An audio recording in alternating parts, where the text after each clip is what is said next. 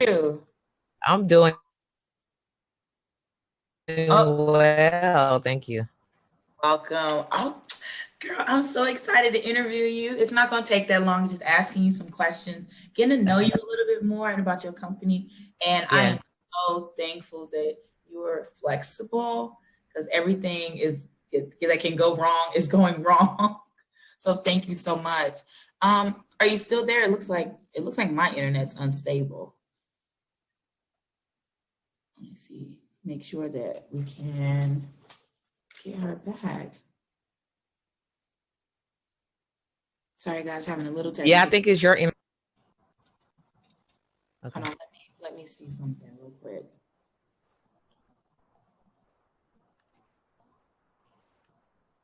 Maybe I have to. Okay, okay, there it is. The unstable sound went away. Okay. Cool. So I'm Latanya Scott. I'm one of the social media personalities and folks for Purposely Awakened, Yeah. and I just want to get to know you and just take about 20 to 30 minutes of your time out this lovely Sure. day, the holidays. Thank Uh, you. know more about your company, and this is Big Mouth Productions. As it shows, she's got goals. So I have two, but Oh, she's she's got got goals. goals. Yeah, yeah. So she's got Okay, goals. okay. So Big Mouth Productions was the company that started. She's got goals, basically. Yeah. What? I was looking all about Big Mouth. Really? I, wa- I was like, okay, video production. They do time Yeah. lapse videos. Okay, I want to know more Yeah. about this. But okay, so this Yeah. is something totally But new. Okay. it's all connected. So it's like it's definitely. I mean, when you're ready, I can tell you the story of how it all came about. Oh yes, please do. And if for my sake, can you backtrack? You said that Big Yeah, Mouth Productions started this. yeah, Turn this off. Big Mouth Productions started it. So if you want to go down that yeah, timeline, please sure. do. But Yeah. can you please correct my just brutalization of your beautiful name, It's Karwanna. Karwana? Yeah. Okay, good. I got it. Got it. Thank you, Yeah. Karwana. Okay, you're welcome. So go ahead. Just Okay, so yeah, so actually I'm Karwanna D. I'm a government contract strategist, certified business coach, and I help other small business owners learn how to do business with the government. So for me, like when I first got started in business, I guess one of the first businesses that I started was actually a multimedia company called Big Mouth Productions. I went into that business because I had got tired of working for other people. I had an amazing job, of course, out of college, but it was like taking up all my time. I felt like I didn't have time in a day to do, what I really loved doing, which was like media production. But I also started having children, and so I was missing out on like their first steps and first words and all that stuff. And I felt like trapped, in the corporate world. And so I stepped out on faith and started my business about 20 years ago. And initially it was a real struggle. I had like most small business owners, of course, it was definitely a journey trying to figure out how to get consistent sustainable income and regular paying customers and not feel like you have to chase customers and beg yeah. people to utilize your services and let them know you're serious about business. Like I was like over that, but that's how I ran my business for the first few years. And so it came a point in my life to where I needed to figure out a way to make my business work for me, because I had went through some changes in my family. And upon like separating with my particular husband at that time, I was like, well, how am I going to make this work with my business that I only did part-time at the time, and I barely have customers, I'm barely getting generating revenues, how and I refused to go back to work for someone else, because for me, I wanted to be able to primarily be there for my children. And so I actually started doing a lot more freelance working. I'm doing photography and video production for like small companies. And one of the companies that I was doing video production and, helping him build his portfolio for had actually, I had knew him from the urban communities, and we kind of grew up in this, kind of same community and everything like that. But he was able to build, a multiple, like a multi-billion dollar business. And I was like, well, how are you able to do it? Like, we both come from the same hood, basically. Yeah, like, help me. Yeah, there's no, I mean, and then it's just like, where the resource, there's no resources. Like, how did you build your business to a multi-billion-dollar business? And basically, he told me that the same thing that he was doing, I can actually do. And that's basically selling my services to the government. So instead of chasing customers, I learned how to position my business to sell my services to the government. And so from there, I basically was able to sustain myself and my family and to afford not to have to go back to work and to really grow a thriving business on my own with Big Mouth Productions. And so with that particular company, because of the overnight, basically the success, that I had experienced in that particular business, where I actually almost replaced my full-time income for just 28 days of work with the government. And I saw how powerful and lucrative that was. And I look at her. I'm looking for a way out of what I'm doing now to come work with you. I'm picking up papers. I said to myself, well, why don't people know about this, right?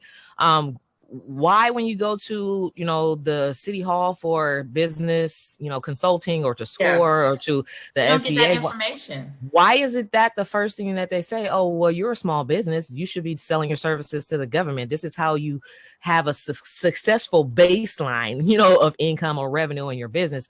And so that's where She's Got Goals consulting firm came, because I wanted to tell everybody, if initially I wanted to empower other women, especially other minority women, about how this big secret, there's what I call the $1 trillion secret, that the government is spending trillions of dollars on business services every single year. And a percentage of that has to go to women-owned businesses. But I also discovered a percentage of that has to go to minority-owned businesses and small businesses and disadvantaged businesses. Break it down. Yeah. Exactly. And so that's basically how the consulting firm She's Got Goals was born. Yeah. So you, oh my goodness. Okay, I'm blown away. I just want to hear you talk. Like, I'm not even gonna say nothing. Like, she's gonna help me get a we gonna take off now. We're gonna take off now. So I'm curious, what so you stopped Big Mouth. Now you are doing, you have She's Got Goals. And tell me the differences between those, the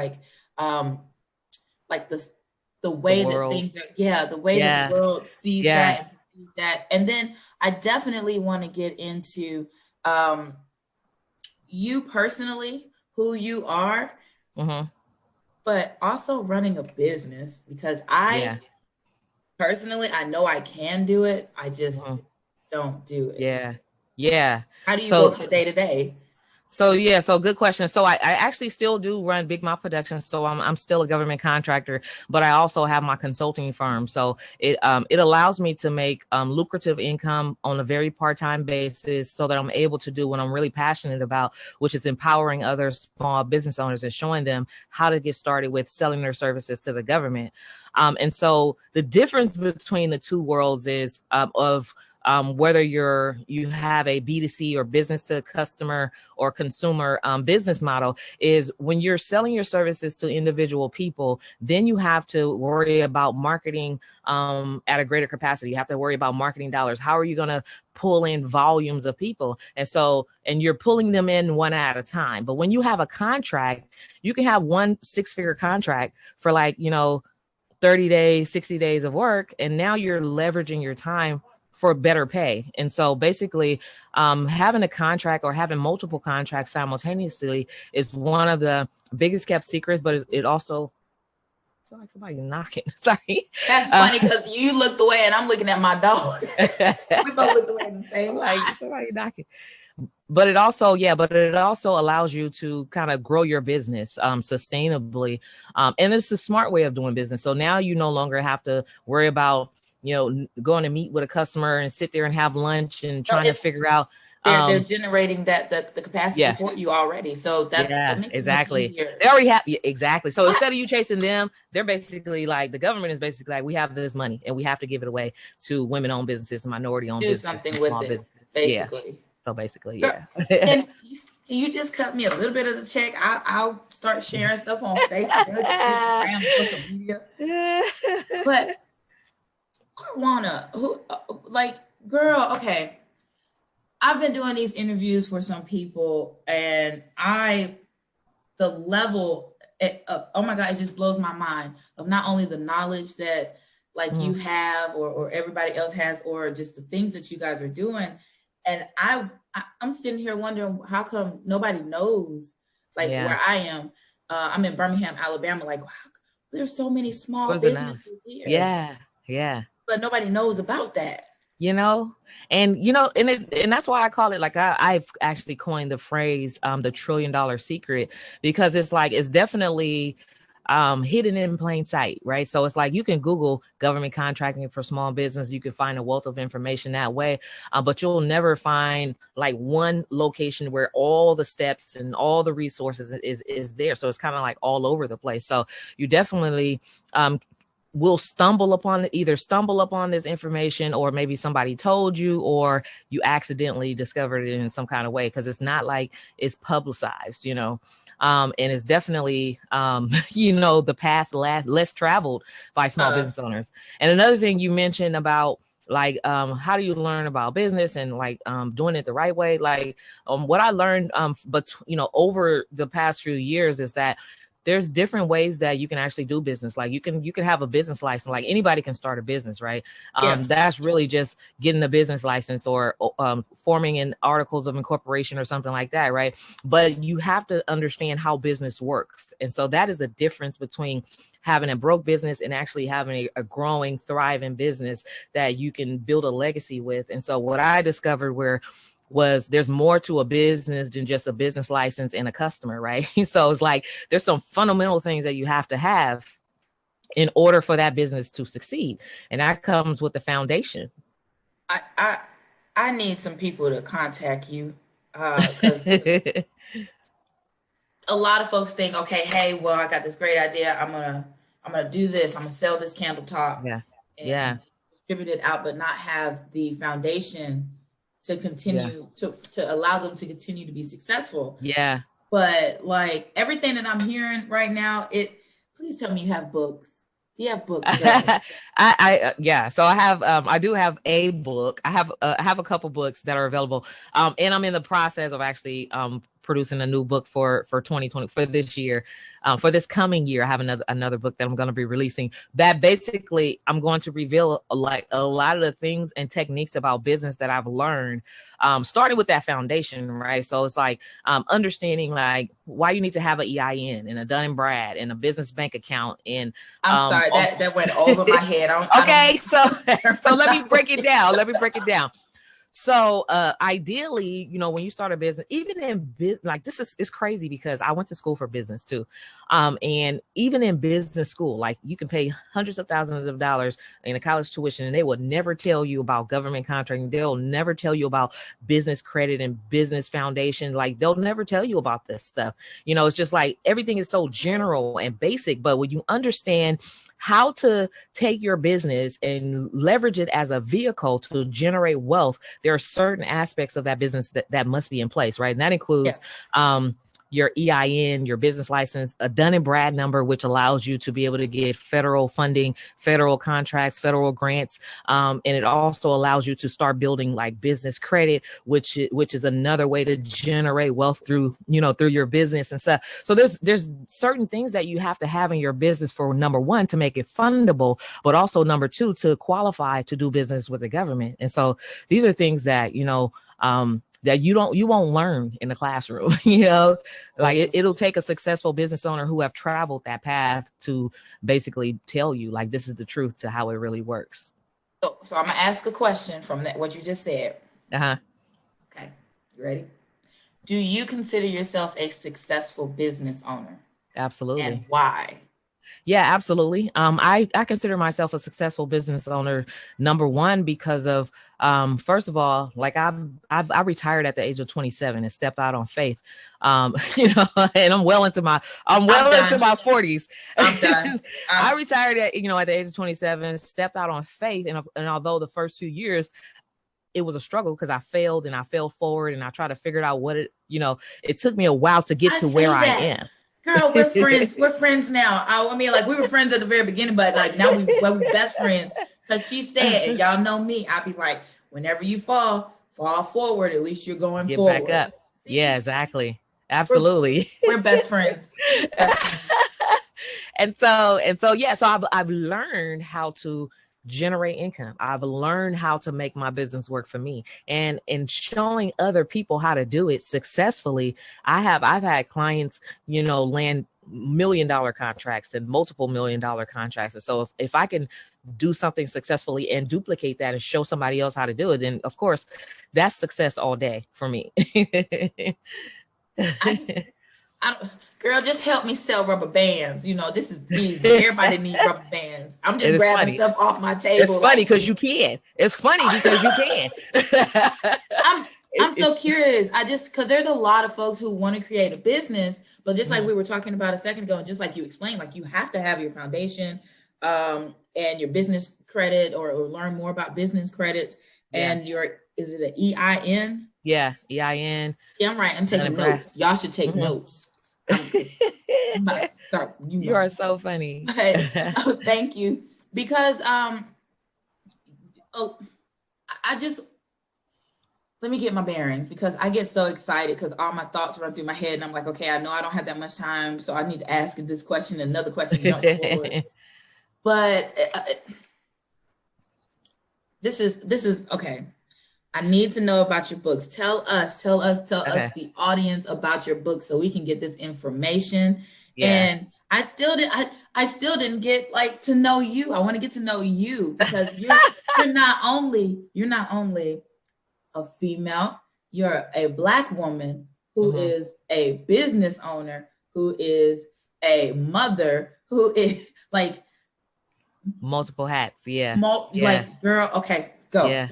Tell me about yourself or your books, whichever one you want to do, because we gonna get to know her today, y'all. Yeah. So I like to say, I always say I'm just a girl from the hood who had a dream that I will somehow, some way help change the world. And that's, I aspire to do that every single day. And that's what I do in all the efforts, my daily efforts. I aspire to help change the world one business at a time. And so basically, I grew up in an urban community. I'm the fourth of 7 children, and I came from a single family household. Of course, my mother, she worked her fingers to the bone to provide for us, and I knew at an early age, especially growing up around in the hood, let's just say that, in an urban community around blight, where you don't see a lot of hope, you don't see a lot of role models, you see basically a system that's designed for you to fail, right? For you to become a statistic. And so for me, I knew that for number one, I wasn't going to be a statistic. And so for me, I've always been like a hard worker. I've always worked extremely hard to get to not be that, right? To beat the system and to follow my dreams. And I knew number one, education was going to be the first way out, right? So I was the first to graduate from high school in my family. I was the first to get a college degree and to go on to get even a master's degree. I was the first to have basically to have, the first to have a really amazing career with the phone company, basically directly out of college. I was the first to walk out on faith and to start my own business, which turned out to be a multiple 6-figure business, or even almost, or even beyond that. And so from my story, and I've seen a lot, and I've learned a lot over the years. I learned about wealth. I've learned about generating wealth and leveraging your business to do that. I've learned about how to make money work for you, like all of those things. And so I put a lot of my efforts into my book. The first book that I released is like a small ebook. It's called The $1 Trillion Secret to Government Contracts. Because number one, the $1 trillion secret is that the government has trillions of dollars that they spend with small business owners every single year, and a set aside of a mandated obligation that they have is to give a certain percentage of that to women, minorities, disadvantaged businesses, local businesses, LGBT owned businesses, service disabled, veteran owned businesses. And so there's a lot of money on the table, but it's a secret because nobody knows that this is here. So you have businesses out here even today that are closing their doors, right? Because they're struggling they're waiting for individual people to come into their doors, right? And they're closing their doors because they can't survive. But yet we have the government who has millions of dollars that they're spending and they don't know, right? So do you think it's because, do you think, I didn't mean to cut you off, but I really like me hearing that. Do you really think it's because a lot of people consider how to start a business or get it off the ground the norm of, make a product, brand your name and then sell stuff? You know what? There's like, there's traditional thoughts that I would say, and business models that have been passed down to us for several generations, right?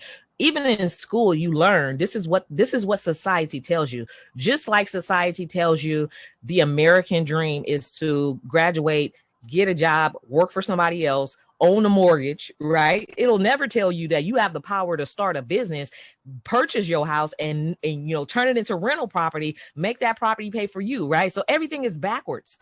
And so even in business, right, you learn that never expect a profit for your first 2 years, right? And if you survive by the 5th year, then you're doing all right, right? I heard so something they don't like that a while ago. And what they won't tell you is that if you sit back and understand how business really works, you can make it profitable in the first 6 months. You can make a profit in your first year. And if you understand that here's a customer, right? A giant customer, plus maybe you do have your consumers, your individual clients, but also there's corporations that have contracts for minorities and women-owned businesses too. So you have to understand the whole picture, right? But you're not taught the whole picture. You're taught to start a business from scratch, struggle, get a loan. Get a loan, right? And owe people and try to figure it out yourself, right? No, there's other ways to do business and do it successfully. She's going to be my financial advisor from now on and help me have some lucrative properties. So what motivated you to what motivated you to step out on faith besides you not wanting to work for somebody else? Because there are different factors when somebody says, "Oh, I stepped out on faith." There may have been some thoughts tugging on you, or situations that you got into that you wanted to maybe step back from faith and go back to what you knew. But what continued to push you forward for you to be a successful businesswoman? You know what? Like I think I'm a true believer, like in God, but also like I've always been driven by faith, right? So I've always been driven by faith. So I've always had the mindset, even growing up in an urban community, when people say you want and you won't and you can, I've always had the mindset that I will and watch me, right? And so even in business, when it was just like I knew that for one, that the God that I serve would not let me fail because he made promises to me, and I know that his promise to me will come to pass, right? And so I had no choice but to step out on faith and to make that work for me, right? And so we best friends now. We besties, y'all. And so definitely, it was definitely a faith-driven move. And it was like remembering the promise and remembering, who I am and whose I am, and my purpose is so much greater, right? It's so much greater than just for me, right? I knew I had a position to change the world or to impact the world in some kind of way. And it wasn't going to come from me sitting at a job doing the exact same thing every single day for somebody else, building their dreams instead of building my own. And so with all those things, especially including the fact that, of course, I hated the fact that I had to get up 5 o'clock in the morning, drop my kid off, go to work, come back, pick the kid up. It's like 6 o'clock, 7 o'clock in the evening. We got time to eat and go to sleep. You feel like a robot. Where's life? Where's the quality of life in that? Girl, there is none. I'm blown away. I'm shocked right now. Like I love your faith. My dog is nipping at me. Do you want a dog? No. Sure. No, thank you. He's cute. He's cute. Mm-hmm. He's like doing this to my feet, and I can't talk straight. But you can have him. So it looks like we have like five more minutes. If we can we can go past 30 minutes if you want to, because I got my notes. I'm writing my notes down. I'm gonna talk about the book. So I have the 10 Habits of the Highly Effective Entrepreneur available on Amazon. So that is like one of my first publications that's available and it's distributed through Amazon. It's available on Kindle, all that stuff. Because I released that book first because there's some habits, right, that we have to form in order to be consistent, in order to get resources, just results, right? There's certain habits that you have to have in business or as a business owner in order to succeed. And so I released that 10 Habits of the Highly Effective Entrepreneur first. The next book that I will be releasing in this upcoming year is going to be called The Becoming of the CEO, which will talk about how I went from a struggling business that was barely making ends meet and not really understanding how business really works to having a growing, a really two really amazingly thriving, successful businesses and showing other people how to do it. So I'm going to reveal all the secrets about government contracting, all the secrets about business credit and how to leverage your business and how to make money work for you, and like all these wealth building strategies in that book, and how to, build your team. So eventually you actually become the CEO or the CEO of your business while your business is building a legacy for you. Hope y'all got all of that. If you didn't, rewind, watch it again, write it down, get your notes just like me. Okay, so I read a book called The 7 Levels of Communication, and it's by John Mayer. I don't know how to say his last name, but it was a really interesting book, and the way he helped a real estate person become successful within their own business was phenomenal. Communicating with people, with the government, is it hard as a Black woman? That's the reason why I talk about the 7 levels of communication. It's not really code switching. It's breaking down walls, getting to know a person, getting to know a little bit about their family, what they want to do for recreation, and what are their goals, and how can you help them. And when you first went to get government contracting or help, how did you do that as a Black woman in today's society? You're asking for money in a different way, a different perspective. Was it hard? Yeah. So what are some challenges? Yeah, definitely. Because there was no me.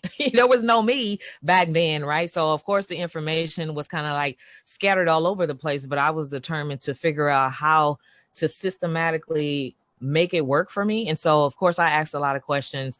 Of course you run up against walls where basically nobody wants to tell you the insides to how this really works or whatever. But I figured it out. I mean, the first few times that I started bidding on contracting opportunities, of course I did it all the wrong way. But again, I learned from my mistakes until I figured out how to do it right. So the first time that I ever landed a contract, it was for $70,000 for 28 days of work. And it was just to take pictures for like 2 hours a day. So really it was 56 hours for something that almost replaced my full-time income. And so basically from there, I figured out, I went back and tracked back, like, what did I do to land that one, right? So I created this system and I repeated that system. And then I started landing them more and simultaneously, and then multiple contracts at the same time. And then there were larger contracts, smaller contracts, 6-figure contracts. And so once I understood the system, right, I no longer had to ask those questions of how to do it. So now I created my own pathway that's in a blueprint that's easy for other people. I could just show them, this is what you do first. This is what you do second. This is what you do third. So now I have that whole blueprint together. And I teach that inside my program, which is called the $1 Trillion Government Contracts Accelerator. So what took me several years and several mistakes to learn for my own self, I teach it over a 6-week period so that business owners are able to learn this and they have the blueprint and the strategy to be able to do that successfully. And so I have had, and by the way, you can sell anything to the government. So you talk about rubber bands. Yes, you can sell tissue, rubber bands. I have clients that actually sell wigs to the government, security services, like everything. So everything that you actually use, the government used too. Lights, internet services, computers, pens, paper, everything. So all business services, that there's no limit to what you can sell to the government. They actually use it. And so I have clients that, provide trucking services or communication services, event planning services, catering services, all different types of services that you can sell actually to the government as well as products. I'm letting the wheels go through my head because I'm gonna get all your books. I'm gonna read them. I'm gonna reach out to you again, and I'm gonna say, okay, rubber bands, I got everything set up. Let's go. Do this. I read your books. I know what to do. Girl, oh my God, this is okay. So I'm looking at all my wonderful little notes that I've been writing in a circle on this piece of paper. Dog, of course, ate my notebook, but I appreciate you taking the time talking about the foundation of how to create a company. Not only you using different pathways to become successful, but continuing on your journey in faith-based lifestyle, which is phenomenal. Because I know a lot of people, me included, want to step out on faith or say we're stepping out on faith, but we don't do it because of the things you would have to go through. Mm-hmm. Like, I want to join the military. I know what I have to do in order to join the military. I want to step out on faith, but I know what I have to go through while I'm in that faith jump to get to where I want to go. So that can deter a lot of people. I'm listening. So that can deter a lot of people. So when you said you stepped out on faith, I was like, man, I bet you there was some trials and tribulations, and this girl just picked herself back up and kept going, and look at her now. But a lot of people don't want to go through the struggle to get to the glory. Right. So what kind of encouraging things that you can say to the audience right now for those who want to be in business, those who are people of color who want to be as successful as you, if not more? What kind of words of encouragement do you have? Well, I have a favorite quote that I use by a success leader called Tony Gaskins. He talks about, if you don't build your dreams, then someone else will hire you to help them build theirs. And so for real, when I first heard that particular quote, I thought about how I was hired right out of college and I had a great job, but I was building someone else's dream. Like, that's their legacy. They started that vision to create that particular company. And I was there as a robot, right? To make their dreams come true.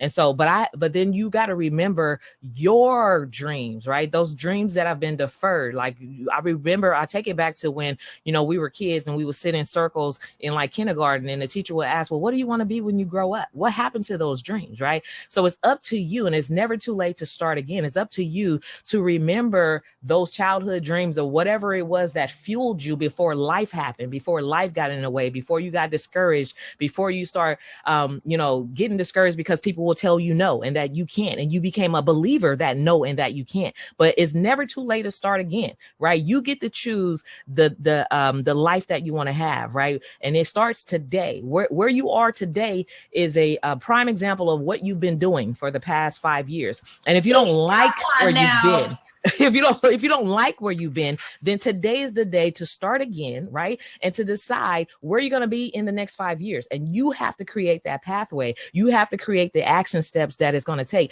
There's no excuse. You got to eliminate all excuses. When people tell you no, you tell them, yes, I can, and watch me, right? And then you figure out a way to get there. So design the life that you want to live, and live life by design and not by default is my encouraging words that I want to leave you with.